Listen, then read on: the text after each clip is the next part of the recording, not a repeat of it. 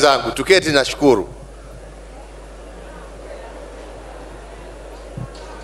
Wenzangu, hamjambo? Hamjambo tena. Hebu tusalimiane tu tafadhali, hata wale wako nje tusalimiane zote kama wa Kenya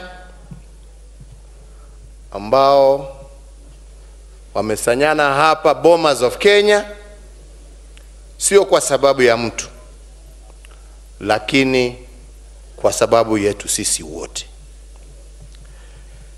Makamu wa Rais Mheshimiwa Raila Amolo Odinga, viongozi wa vyama mbalimbali za kisiasa, waheshimiwa wabunge, maseneta, magavana, ma MCA,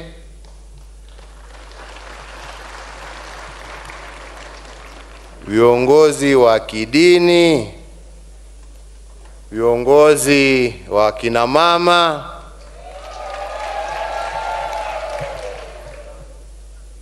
wenzetu mabalozi ambao wamehudhuria leo, na haswa mgeni wangu wa kipekee siku ya leo, waziri wa nchi za nje wa Tanzania, ndugu Kabundi, ambaye mimi namuita Kagudhi.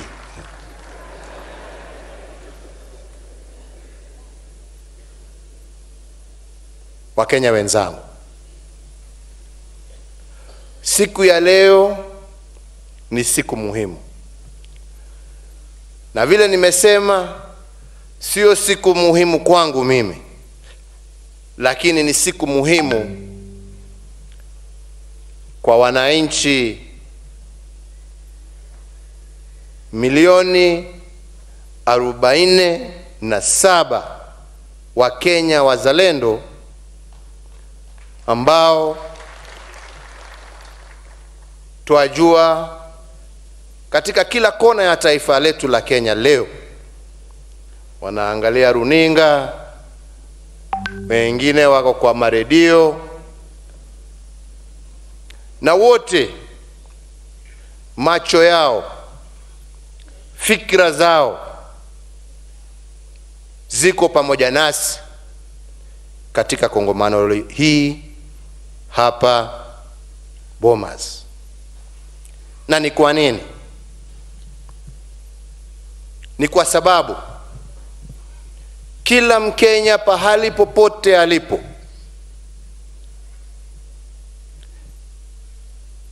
anataka kusikia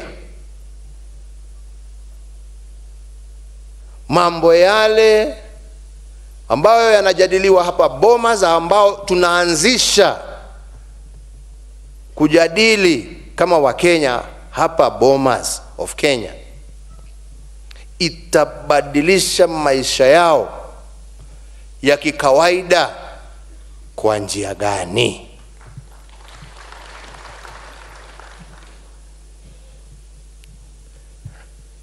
Nimeshukuru wale wote ambao wameongea siku ya leo kwa maono yao na kwa kuunga mkono ya kwamba yastahili Wakenya wazalendo wawe nafasi ya kuongea pamoja kuhusu tabu mbalimbali, shida mbalimbali ambazo zinakumba maisha yao. Na nikiwashukuru wote ambao wameongea, ningependa sana kumshukuru ndugu Kabundi kwa sababu yeye ndiye ameongea roho yangu. Wenzetu, kwa muda mrefu tumeamua, na sijui ni kwa nini, tumeamua kama Wakenya ya kwamba njia ya kujadiliana pamoja ni kusimama kwa jukwaa na kutoa maneno sana sana hata bila mtu kufikiria, kwa sababu nataka nipigiwe makofi. Tunaelewana? Na ndipo tunaona sana sana ajenda ya taifa inakwama, kwa sababu ukisimama kuongea kama kiongozi, wewe unajiangalia kwanza wewe mwenyewe, ni nini nitafanya, aidha nipigiwe makofi ama nipigiwe kura ama niseme kitu kingine ambaye itasaidia ule mtu karibu na mimi apigiwe kura. So kama ni mambo ya kabila, tusasema sisi Wakikuyu tusema tualie maamushi. Wengine wanasema tuongee yetu hiyo, msiongee sana watu wasisikie, lakini unajua yule ndio wetu ule. My friends, tumekosa kuongea jamii moja ya baba na mama wazalendo wa Kenya.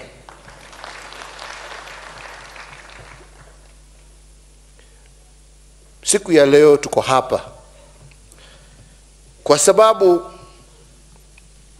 na ni vizuri turudi nyuma, si ni kweli? Kwa sababu baada ya uchaguzi wa 2017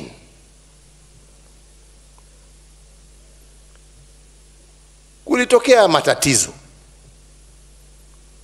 na kwa ukweli kama rais mimi ningesema nimeshinda na nitatawala na hakuna mtu angenizuia jameni, kwa sababu ukila kiapo tosha gari twende mbele, na hiyo ndio ukweli. Kwa lakini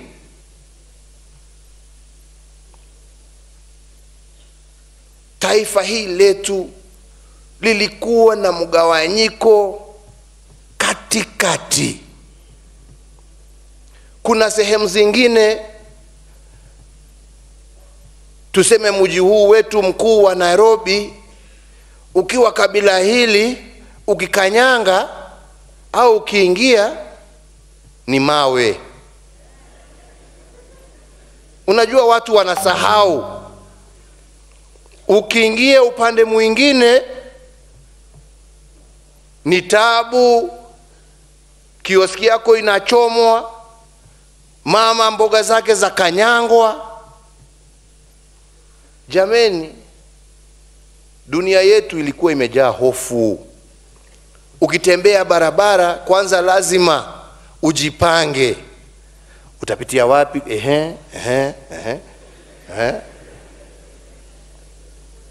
Ati ndio ufike pahali ambapo ulikuwa unaenda. These are the truths. Kwingine watu wanasema huyu ni rais, huyu mwingine mimi sijui, huyu ni namna hii, ni namna hii. Wafanyi biashara ndio hofu. Hakuna mtu anataka kuendelesha biashara zake kwa sababu anajiuliza kesho tutakuwa namna gani. Na ndipo tukaonelea, jameni, that is not a life. Hatukuchaguliwa kwa sababu yetu sisi. Tulichaguliwa kwa sababu ya maslahi ya wale sasa wamejazwa na hofu maishani mwao. Na ni jukumu letu kama viongozi tuje pamoja. Siku ya leo, na nimesema hapo awali tena, nataka kumshukuru ndugu yangu Mheshimiwa Raila Odinga, kwa sababu kukutana kwetu mara ya kwanza haikuwa kitu rahisi. Kila mtu pia hiyo hofu mlikuwa naye, hata sisi tulikuwa naye pia. huyu mtu tukikutana naye tutaambiana nini? Tutasema nini? Na kwa ukweli wakati tulikutana, tulikunywa chai karibu dakika 45, kuna mtu anaongea, tunakunywa tu chai. Habari ya nyumbani sawa. Habari ya mama hako tu. Habari ya watoto wanasoma, wanaendelea. Hakuna maneno mengine inaweza kutoka, kwa sababu ya hasira ya yale ambayo tulikuwa tumerushania huko mbele. Baada ya saa moja hivi sasa, jameni, ndipo sasa watu kuangaliana hapa, tumejifungia ni sisi wawili tu. Ndio mambo ikaanza. Karibu tulale huko sasa. Na tukasema kitu kimoja wakati tulimaliza. Tukasema tofauti zetu sio kubwa vile. Mashindano ndio inatuletea shida hii yote. Kwa sababu fikira sio tofauti. Na ndipo tukasema, jameni, wacha tuketi, hata tuache uchaguzi huu wa 2017. Wacha turudi nyuma. Ni kwa nini baada ya kila miaka 5 wananchi wa Kenya lazima wapigane? Lazima tumwage damu. Lazima mali iharibiwe. Lazima biashara zisimame. Lazima hofu iingie kwa Wakenya. Na tukasema turudi nyuma na tujiulize. Huo ndio ulikuwa mwanzo wa BBI. Na tukasema huu uchaguzi wa 2017 sio wa mbele na sio wa mwisho. Bado kutakuwa na uchaguzi mwingine, kwa sababu Kenya ni nchi democratic. Kenya ni nchi ambayo tuna demokrasia. Bado tutakuwa na uchaguzi. Kwa hivyo jambo muhimu yetu sisi kama viongozi ni kwanza tuwache kofia zetu za kisiasa, tuwache kofia zetu za vyama vyetu, na tujiulize ni nini inasababisha tupigane. Na ndio tukirekebisha mambo haya, tuweze kuhakikisha ya kwamba, kwa sababu uchaguzi bado utakuja, ya kwamba tutaweza kufanya uchaguzi katika taifa letu la Kenya bila umwagikaji wa damu, bila uharibifu wa mali, bila hofu kwa wananchi. Na hiyo ikawa lengo letu kubwa. Sasa taabu, unajua siasa, ukishikana na mwenzako mwingine anasema hawa wanapanga nini? Ndio naambia hii, sisi wanasiasa ndio chafu ya nchi hii. Wanapanga nini? Sasa unaona mwingine sasa wale sasa wako na njama. Na Kiraito mwenyewe amesema hapa, sijui kama anajua vile alikuwa anasema. Unaona hata sisi wacha sasa tukutane na sisi tujipange, sisi tuwe na story yetu. Na wengi wakasahau, na ningependa leo kuwakumbusha wenzangu wa Kenya ya kwamba vita ya 2017 au shida ya 2017 sio ya kwanza. Wenzetu 1992 tulipigana. Wenzetu 1997 tulipigana. Wenzetu 2002 muungwana ambaye anaitwa Uhuru Kenyatta hata mbele ya kura kuisha akasema nimekubali, nimeshindwa, tukawa na amani.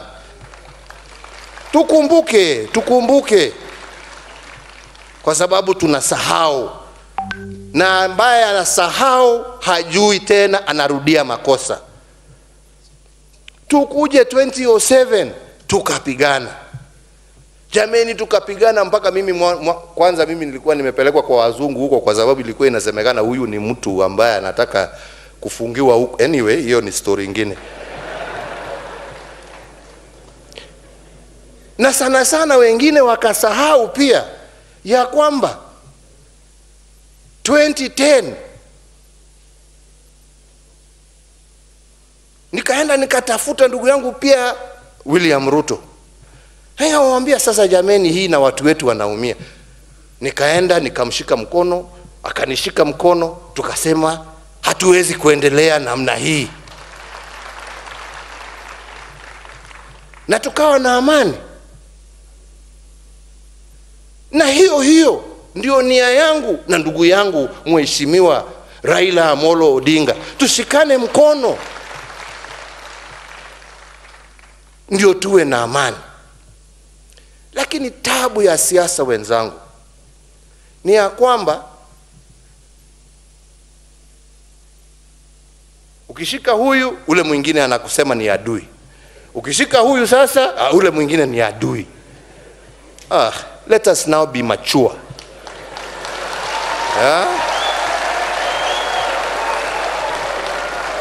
Let us now be mature. And I appeal especially to the political class. Don't divide these people, they don't deserve it. We are here talking about masilahi yao. We are here talking about their peace. And once we assure them and we give them an enabling environment, these 47 million people are mature enough to elect the leaders that they want. Ours is to enable them to do so and to respect their wishes. This is not a time, this one versus that one. There will come that time. Na wale wengine wanatuangalia kwa runinga, na wale ambao wanasikiza kwa redio, na wale ambao wako kwa maofisi zao, na wale ambao wako mashambani. Siku ikifika, Wakenya sio wajinga, wataamua. Yetu sisi si kuja kulete mgawanyiko kati yao. Wacha tuwatengenezee shida zao. Tutengeneze shida za kisiasa. Kwa sababu kwa ukweli, tabu moja katika siasa zetu ni kwamba tukiingia mashindano, wale ambao wanashinda tunasema tumeshinda. Wale ambao wameshindwa wanasema sasa sisi tuko wapi? Hiyo ndio kitu inaleta shida. So lazima tutafute system sisi kama wa Kenya ya kuhakikisha ya kwamba kila Mkenya atajisikia yeye ni mshindi. Au ni namna gani, wenzangu? Kila Mkenya pahali alipo ajisikie yeye ni mshindi. Tutengeneze hii nchi ya kwamba tuwaweza twende tupige kura. Mtu anarudi nyumbani, anapumzika na watoto wake, anapumzika na ndugu zake,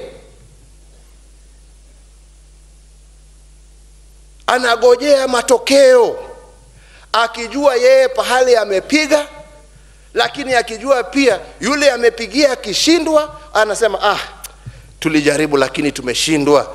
Lakini kwa roho yake anajua ya kwamba hata yule ambaye ameshinda hata kuja kumnyang'anya shamba yake, hana uwezo ya kumkosesha kazi, hana uwezo ya kumnyima pesa zake na haki yake, hana uwezo wa kusimamisha madawa kwa hospitali yake.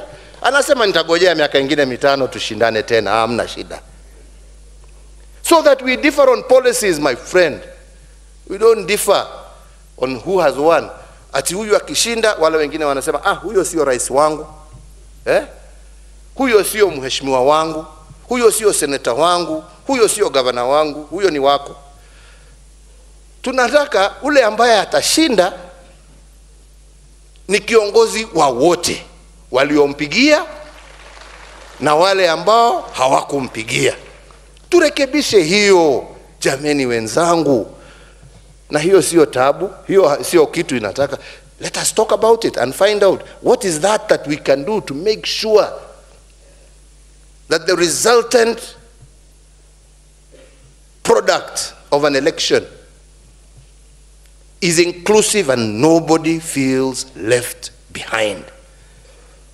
Nobody feels left behind. Kura ni siri. Kura ni siri kulingana na maono ya wananchi na kulingana na maneno ya wale ambao wanatafuta kura. We shouldn't force each other that we must accept. Mimi ni Mkikuyu, lazima nimpigie Mkikuyu. Mimi ni Mkalenjin, huyo ndio mtu yangu. Mimi ni Mjaluo, baba akisema tumesema. Hapana. Hapana. Siku ambayo tutajua tumeshinda ni siku ambayo kama Raila anatafuta kiti, aende Kiambu na apewe kura kabisa. Kama ni Ruto anatafuta kiti, aende mpaka Siaya na apatiwe kura kwa sababu ya yale amesema. Jamani. Kuna story nimerudia na nitarudia leo. Wengine wanakasirika nikisema, lakini sio, mimi nasema kwa roho safi.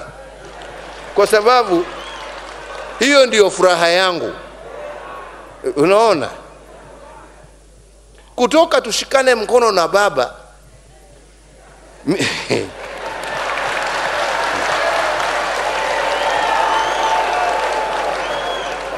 Juzi tulikuwa na uchaguzi Kibera. Si ni kweli? Na mimi mnajua ndio kiongozi wa Jubilee, kweli? Na mimi nilikuwa na candidate. Na tumesaidia candidate wetu kabisa. Si ni hivyo? Sasa kampeni zilikuwa moto na zilikuwa zimechacha. Hata nyinyi mlikuwa mnajionea kila siku. Kampeni zilichacha. Kweli ama sio kweli? Demokrasia ilikuwa imewaka moto Kibera. Sasa mimi nasema kweli kulikuwa vurugu kidogo kidogo, lakini ukiangalia ni viongozi walikuwa wanalimana na mawe. Hawa wanaweza kwenda Nairobi Hospital.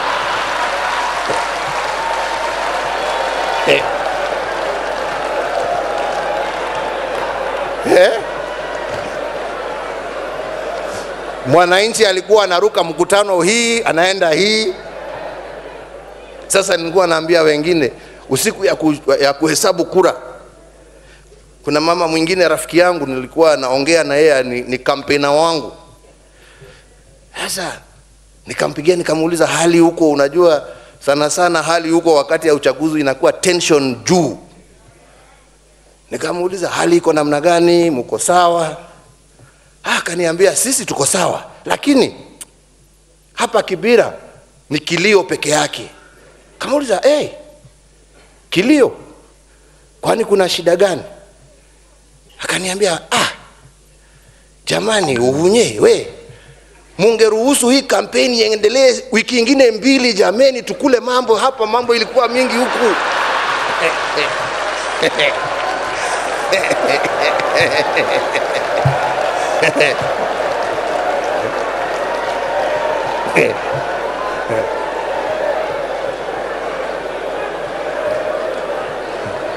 Kwa nini nyinyi mumefunga hii? Tungeendelea wiki nyingine 2. Sasa kesho yake kuchukua report zile nachukuanga asubuhi, nikaambiwa